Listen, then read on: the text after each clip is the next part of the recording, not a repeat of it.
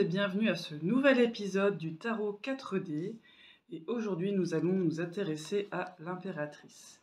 Alors, il y en a qui noteront peut-être le changement de manucurie d'un épisode à l'autre. Effectivement, j'ai mangé l'épisode de l'impératrice et du coup, je le refais. A posteriori, donc, d'autres que j'ai fait jusqu'à présent. Enfin bref, petite histoire.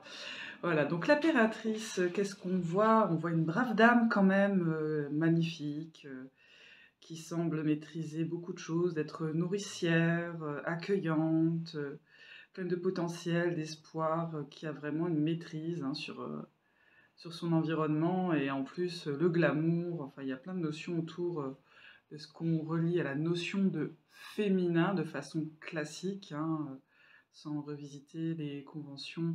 Si vous avez besoin de voir ou de rencontrer des personnes qui proposent des lectures inclusives et revisitées autour du tarot, je vous invite à suivre les comptes de Katou Tarot et Quindomancy sur Instagram. Ce sont de chouettes personnes qui proposent des choses extra.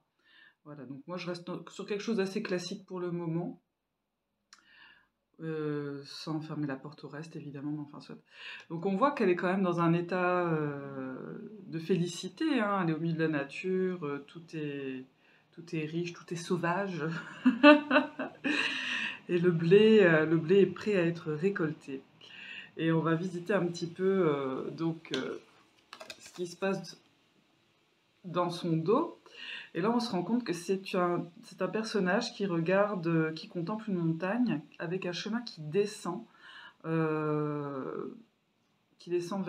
l'endroit où elle se trouve, finalement, ce jardin dont elle a laissé la porte ouverte. Donc là, on a vraiment cette notion de réceptivité, d'accueil qui se manifeste, et surtout de patience, en fait. Parce que si elle reste là, très ancrée dans son pouvoir, dans sa position, mais c'est parce qu'elle elle parle là, et vas-y, elle peut se le permettre.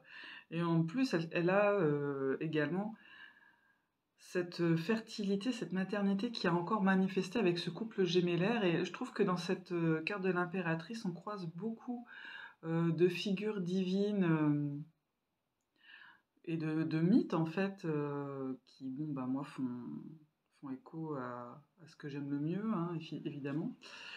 Et donc, je pense que c'est quand même un jeune signe. Il n'est pas encore tout à fait marqué au niveau du masque, ou alors c'est... Enfin bref. Et donc, elle est là dans cette position d'attente, très passive. Donc, on voit que son programme est super, hein, mais elle a l'air assez contente, assez satisfaite hein, de cette position qu'elle occupe. Alors on a le before évidemment, donc le before, moi ce que je regrette justement dans cette interprétation de cette femme qui s'épanouit, bon, on voit qu'elle a changé de couleur à un moment donné, il y a eu un truc.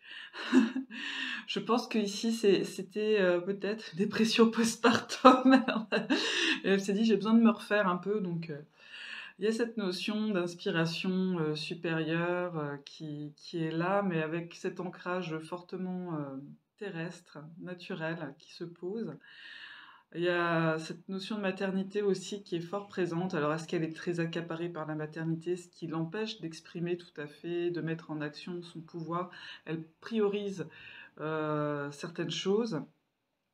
Et effectivement, il y a quand même une envie d'épanouissement qui pourrait planer autour d'elle. Moi, ce que je regrette un petit peu dans l'interprétation de la nature, c'est que j'aurais bien aimé voir une cyclicité plus manifestée, c'est-à-dire que si là, on est sur une période, on va dire, où on est sur... les blés sont prêts à être récoltés, ils sont mûrs apparemment, les têtes commencent à fléchir. Ici, j'aurais aimé voir du blé vert, par exemple. Là, peut-être des fleurs, un peu plus de fleurs, en fait, parce que bon, concrètement, on n'a que les coquelicots que les gamins ont en main. Enfin bref, les gamins, on se comprend, les gens. Dans l'after, comment l'action se déroule? Alors là, les petits sont partis en vadrouille, donc super. On peut enfin dire hey ho aux gens qui pourraient potentiellement dévaler cette pente qu'on a vue précédemment dans le New Vision. Et il y a plus Il y a plus de joie, je dirais, même dans plus d'action dans ce bras levé. Parce que là, c'est un petit peu comme si elle était en train de boire un coup, accoudée sur le canapé, mollement. On voit un peu l'image, hein, enfin, pour ceux qui la captent. Là, il y a plus de hey, je suis là, c'est moi qui domine ce plan-là. Il n'y a pas d'hésitation à avoir.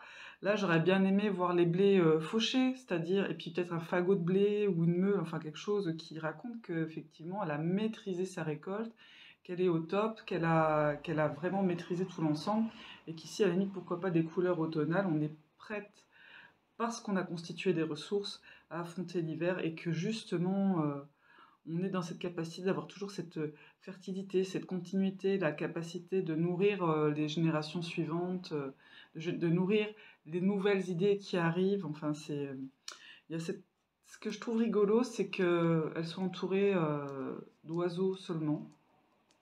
On aurait pu voir autre chose, mais bon, c'est pas grave en soi. Je vais mieux cadrer mes cartes, pardon. Donc là, dans l'avant-après, ce que j'avais bien aimé faire sur un ensemble, c'est qu'on voit vraiment qu'il y a... elle sait prendre son temps, elle sait poser son temps, en fait. Chaque chose a sa place, c'est une place pour chaque chose, limite, c'est un peu ça. Il y a ce côté, on va dire, elle n'a pas la rigidité de l'empereur, mais elle a la conscience qu'il y a un ordre, en fait, je pense, pour pouvoir s'accomplir, en fait. Il faut pouvoir se nourrir à l'intérieur avant de pouvoir s'épanouir. Il y a des choses à faire avant pour se libérer. Ce que j'aime aussi dans la progression, il y a un élément dans les cartes qui progresse pour moi. Après, bon, c'est peut-être juste l'interprétation des pattes des artistes. C'est cette eau.